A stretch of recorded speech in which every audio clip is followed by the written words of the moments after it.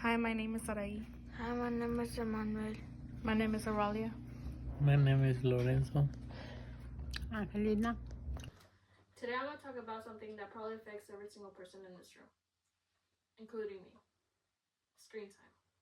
This is honestly a topic that I didn't really think much about until I started paying attention of how much time I spend on my phone. And once I looked at the numbers, I was shocked. Almost every night I tell myself I'm going to go to sleep early, get some good night rest, but somehow I end up scrolling on TikTok or watching a random video until I realize it's way later than I thought. If this sounds familiar to you, it's because we do the exact same thing.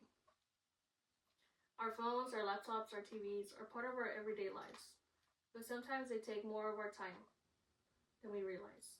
So today my goal is to inform you the importance of limiting screen time, what excessive screen time actually looks like, why it matters for our health and our daily lives, and some simple ways we could do to start cutting back. Before I get into details, I want to show you this visual that shows us how much time we spend on our phones. This pie chart shows the average screen time for young adults. And honestly, when you break it down, it is kind of eye-opening. You can see the largest section is social media. That's around 3 hours of our day scrolling through TikTok, through Instagram, through YouTube. The next chunk is streaming, which takes another big part of our time. Then there's gaming, messaging, and other apps. And finally, a small slice for schoolwork, which is funny because that's the time we say we spend the most time on. Seeing our screen time on a chart makes it easier to see how much time we actually spend on our phones. No one says thinking, let me spend 3 hours on my phone today. But somehow it adds up. The visual really highlights the problem, how much time we spend on our phones, and how it just slips away without us realizing.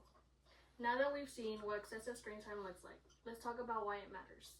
Because it's not just the amount of time, but how that time affects us. One of the biggest effects is on our sleep. We spend a lot of time on our screens at night, especially on our phones. The blue light keeps our brain alert. It signals that it's still daytime, which makes it harder for us to fall asleep and to stay asleep. Some studies show that being on our phones before bed can reduce the release of melatonin, which is a hormone that helps you relax. So even when you're exhausted, your body won't respond to how it's supposed to. And honestly, that's why so many of us are tired even after 8 hours of sleep. Because the sleep we're getting is not good sleep. Excessive screen time also affects our mental health. Social media constantly exposes us to unrealistic images. We end up comparing ourselves to others, even without meaning to. It creates pressure, it increases anxiety, and sometimes it makes us feel like we're not enough, or not doing enough. Constant notifications and the needs to always stay caught up makes it harder for our minds to relax. There are physical effects too. Staring at our screens for a long period of time can also create headaches, eye strain, and something doctors call technique, which comes from constantly leaning forward, looking down on our phones. Over time, this posture can create pain in the neck, shoulders, and your back, because we often stay in the same position while being on our screens. We also tend to be less active, which affects our overall health. And finally, too much screen time affects our productivity.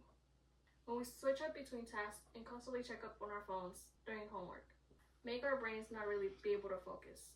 Research shows that it takes several minutes to refocus after spending a few seconds on our phones.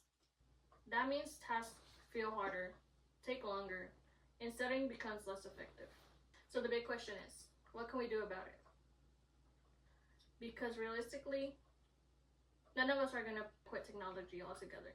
It's part of our everyday lives, for school, for work, for fun. But we can learn to use it more intentionally. One simple strategy is setting app limits.